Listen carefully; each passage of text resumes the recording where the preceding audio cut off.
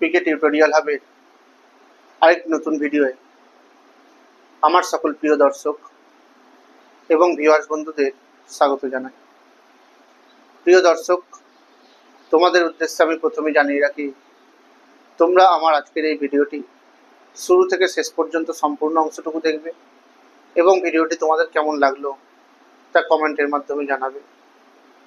তোমাদের এই কমেন্টগুলোই আমাকে পরবর্তীতে আরও এই ধরনের বিষয়ভিত্তিক ভিডিওগুলি তৈরি করতে উৎসাহিত করবে।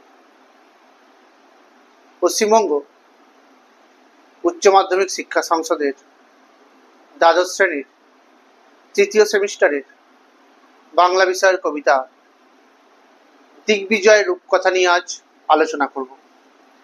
এই দিগ্বিজয় রূপকথা কবিতাটি লিখেছেন বাংলা সাহিত্যের অন্যতম স্বনামধন্য কবি এবং লেখিকা নবনীতা দেবসেন। এই দিগ্বিজয় রূপকথা কবিতা থেকে তোমাদের তৃতীয় সেমিস্টারের পরীক্ষায় ধর্ম এবং এই দিগ্বিজয় রূপকথা দুটো কবিতা মিলিয়ে থাকবে 7 নম্বরের 7টি এমসিকিউ ভিত্তিক প্রশ্ন। এই দিগ্বিজয় রূপকথা কবিতাটি 1973 সালে রচনা করেছিলেন কবি নবনীতা দেবসেন। এই কবিতাটি রক্তে আমি রাজপুত্র কাব্যের অন্তর্গত, যদিও পরবর্তীকালে এই কবিতাটি নবনীতা দেবসেনের শ্রেষ্ঠ কবিতা গ্রন্থে স্থান পেয়েছিল। এই কবিতার যে মূল বিষয়বস্তু তা হলো, এই আলোচ্য কবিতায় কবি নবনীতা দেবসেন প্রচলিত রূপকথার প্রসঙ্গ এবং নানান উক্তিকে ব্যবহার করে তার নিজস্ব বক্তব্যকে এক অন্য জগতে নিয়ে গেছেন। এই রূপকথার গল্পে দু ধরনের রানীর উপস্থিতি লক্ষ্য করা যায়, একজন সুয়োরানী এবং অপরজন দুয়োরানী। সুয়োরানী সবসময় সুখে থাকে, রাজ্যের রাজার মনোযোগ পায়। অন্যদিকে দুয়োরানীর জীবন অত্যন্ত দুঃখ, কষ্ট এবং বঞ্চনায় ভরে ওঠে। সেই দুয়োরানীর পুত্রই একদিন দিগ্বিজয় করে এসে মাকে দুঃখ মুক্ত করে তোলে। কবি যেন তেমনই এক দুয়োরানীর সন্তান। কিন্তু এই আলোচ্য কবিতার বিষয়বস্তু আলোচনার সর্বপ্রথমেই বলা যায়, এই রূপকথা চিরাচরিত সমস্ত নির্মাণ ঘটনা কবিতার কোনো অংশেই কবি কথকের কোনো জাতি, ধর্ম, বর্ণ, লিঙ্গভেদে চোখে পড়ে না। কোনো এক অনামনি অর্থাৎ আমি প্রথমেই উচ্চারণ করে রক্তে আমি রাজপুত্র এই শব্দবন্ধটি। তবে এই ক্ষেত্রে বলা যায়, নবনীতা দেবসেনের এই আমি আত্মপ্রত্যয়ী এক নারীকণ্ঠ হওয়া অসম্ভবের কিছুই নয়। বাইরের জগতের আনাচে কানাচে তিনি তার সমানাধিকার বুঝে নিতেই যেন দিগ্বিজয় বেরিয়েছেন। তার শিরায় ধমনীতে রাজরক্ত বইছে, তাকে দিগ্বিজয় যেতে হবে। কিন্তু রূপকথা রাজপুত্রের মতো পোশাক আশাক, অস্ত্রশস্ত্র তার কাছে নেই। সুরক্ষা কবচ, তীর ধনুক, শিরস্থান কিছুই নেই। দুয়োরানী কবির দুঃখিনী জননী কেবল দুটি সম্বল দিয়ে তাকে সাজিয়ে দিয়েছিলেন। সেই দুটি আশীর্বাদী সরঞ্জাম নিয়ে কবি বের হয়েছেন দিগ্বিজয়ে। কবিতায় উল্লেখিত দুটি আশীর্বাদী এই ঐশ্বর্য হলো জাদু অশ্ব এবং অসি। অশ্ব বলতে এখানে কিন্তু অশ্বের কথা বলা হয়নি। তা মরুপথে হয়ে যায় উট, আকাশে হয়ে যায় পুষ্পকরথ, সমুদ্রের সপ্তডিঙা আর তেপান্তরে পক্ষীরাজ ঘোড়া। অর্থাৎ সময়, কাল এবং স্থান বিশেষে সেই অশ্ব কিন্তু নিজের রূপ পরিবর্তন করে।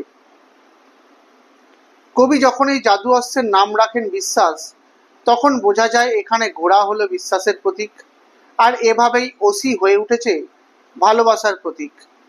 যে তরবারি হৃদয়ের খাপে ভরা, মন্ত্রপ্লুত, শানিত ইস্পাত খণ্ডের মতো দৃঢ়, অবঙ্গুর, তার নাম ভালোবাসা।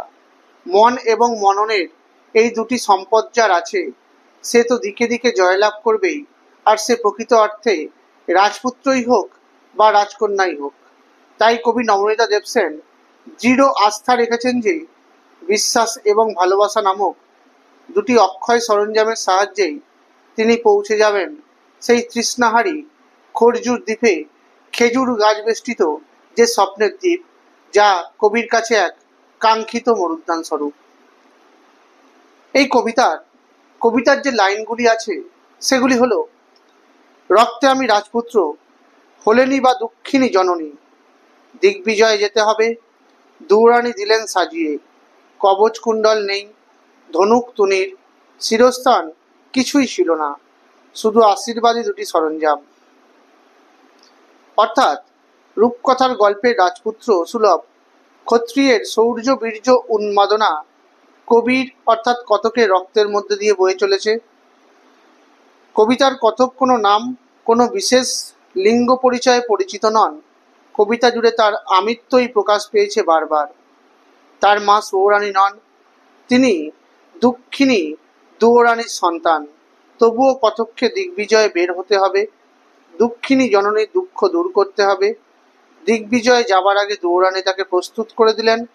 দুয়োরানীর কাছে তেমন কোনো সম্বল নেই, কবচ কুণ্ডল নেই, ধনুক তুনির শিরস্থান, যেসব জিনিস রাজপুত্রকে নানা বিপদ থেকে রক্ষা করবে, তাকে বিজয়ী হতে সাহায্য করবে, অথচ প্রচলিত তথাকথিত রূপকথার গল্পে রাজপুত্রকে এইসব রক্ষা কবচ এবং অস্ত্র নিয়েই সাম্রাজ্য জয়ে বের হতে দেখা যায়। কিন্তু কবির দুঃখিনী জননী দুয়োরানী তাকে দিয়েছিলেন আশীর্বাদ পুত দুটি সরঞ্জাম বা সামগ্রী।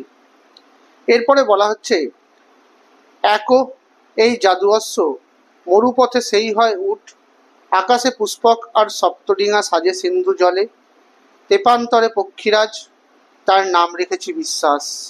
2, এই হৃদয়ে খাপে ভরা মন্ত্রপ্লুত অসি, শানিত ইস্পাত খণ্ড অবঙ্গুর, নাম ভালোবাসা। অর্থাৎ মায়ের দেওয়া দুটি আশীর্বাদী সরঞ্জামের মধ্যে একটি ছিল এই জাদুঅশ্ব। এই জাদুঅশ্ব স্থান কাল সময় বিশেষে তার নিজস্ব রূপ ধারণ করে। যেমনভাবে সে মরুভূমিতে হয়ে যায় উট, আকাশে হয়ে যায় পুষ্পকরথ, আবার সমুদ্রে সপ্তডিঙা হয়ে ভাসে, তেপান্তরে পক্ষীরাজ ঘোড়ায় পরিণত হয়। অর্থাৎ জলে স্থলে আকাশে বাতাসে যেখানে যেমনভাবে প্রয়োজন সেরকম বাহনেই পরিণত হয় এই জাদু অশ্ব। আর রাজপুত্র রূপী কবি এই অশ্বের নাম রেখেছেন বিশ্বাস। তাই এর থেকে বোঝা যায় এই অশ্ব আসলে আক্ষরিক অর্থে ঘোড়া নয়, এ রাজপুত্রের চেতনারই তেজস্বী এক সম্পদ স্বরূপ। আর সেই দুয়োরানী অর্থাৎ দুঃখিনী জননীর দেওয়া আশীর্বাদ পুষ্ট দ্বিতীয় সম্পদটি ছিল এমন এক অস্ত্র যা শানিত ইস্পাত খণ্ডের দ্বারা নির্মিত অবঙ্গুর মন্ত্রপ্লুত তরবারির মতো। এই তরবারি হৃদয়ের খাপে ভরা, অর্থাৎ সেটি তার আত্মপ্রত্যয়, দৃঢ়তা, সর্বোপরি তার অন্তরের মহামূল্যবান এক সম্পদ, ভালোবাসার প্রতীকস্বরূপ। এরপরের যে লাইনটা বলা হয়েছে, নিশ্চিত পৌঁছব সেই তৃষ্ণাহর খরজুরের দ্বীপে। অর্থাৎ এই শেষ লাইনে কতকের নিজের আশার বাণী কবিতার মধ্য দিয়ে ধ্বনিত হয়েছে।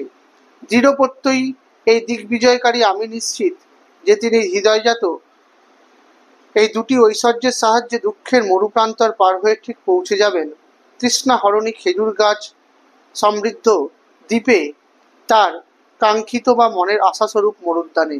কারণ বিশ্বাস এবং ভালোবাসাকে সম্বল করেই সমগ্র পৃথিবীকে জয় করা সম্ভব। এই কবিতার গুরুত্বপূর্ণ কিছু শব্দের অর্থ এখন তোমাদের বলে দেব। যেমন বলা হয়েছে তুনির। তুনির মানে তীর বা স্বর রাখার পাত্র বিশেষ। জাদুঅশ্ব মানে ঐন্দ্রজালিক ঘোড়া। সপ্তডিঙা 7টি ডিঙা বা নৌকার বহর।